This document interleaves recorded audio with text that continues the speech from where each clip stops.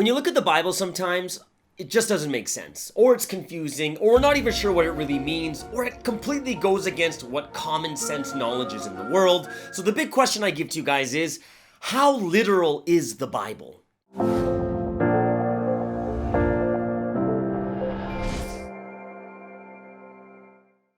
Hey guys, how's it going? Welcome to Espresso with Sky, giving you a fresh perspective on faith, life, God, and the Bible. I am Pastor Sky, and these are my two sidekicks. If you haven't done so, subscribe, like, whatever it is, hit all those crazy buttons. But the most important one is leave an honest comment below about today's topic. Would love to hear it. If you want to support this ministry, we have PayPal and buymeacoffee.com. All right, so let's get into today's topic. People ask me how literal the Bible is, or how literally we should take it when we read it. And this is because when we read the Bible, sometimes it doesn't make sense, sometimes it's confusing, and sometimes it completely goes against everything we know that we learned in school or outside in life. We're going to look at three examples today. The first is Joshua chapter 10, verses 12 to 14, and this is when Joshua prays to God and says, "God, stop the sun," and God says, "Okay," and the sun stops. The second one is Revelation chapter 22 verse 15, and this says that dogs are not in heaven. They're all on the outside of heaven. Oh no, dog lovers! And last but not least, we have John chapter 9 verse 6 and 7, where Jesus heals a man blind from birth. And then he spits on the ground, makes some mud, puts it on the eyes, and when the guy washes it out, what happens? He is unblind. Wait, blindless? No, wait. He can see. All right, you guys got the point. So he can see. So through this, we're going to go deeper into today's topic of how literal the Bible is, and let's take a look at it step by step with each of these different examples.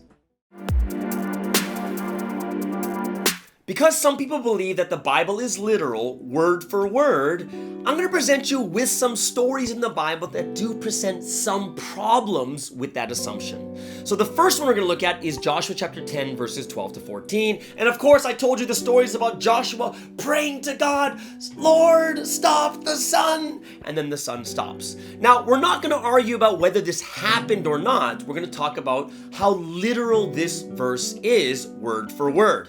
Now, here's the problem. Joshua asked the sun to stop, but what do we know? The sun doesn't move.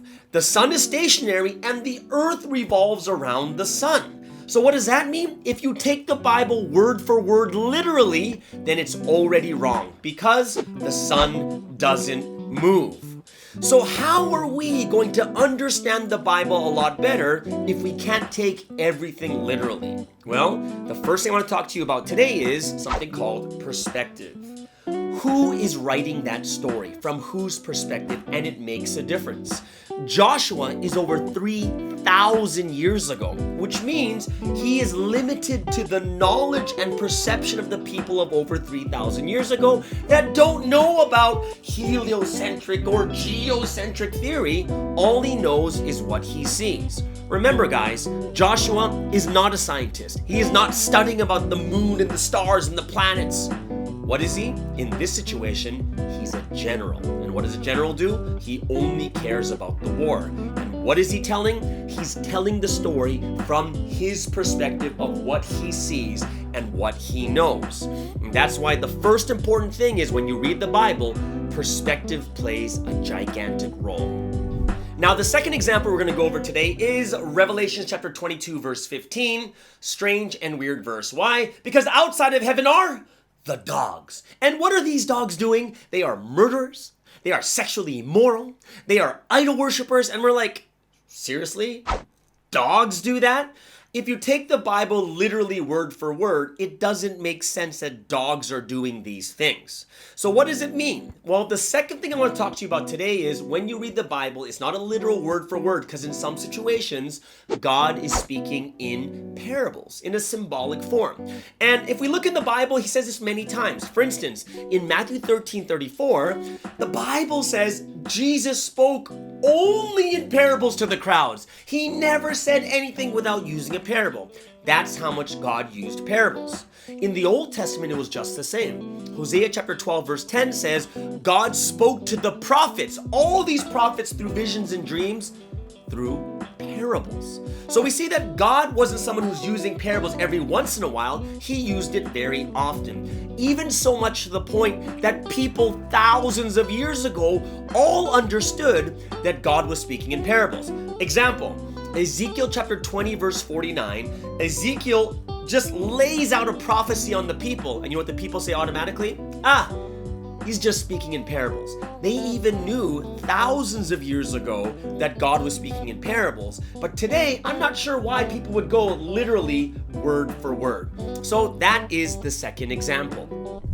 Now, the third and last example I want to give you today is John chapter 9, verse 6 and 7. A man blind from birth, and then Jesus comes, spits on the ground, makes some mud, puts it in his eyes, washes it off, and then he can see.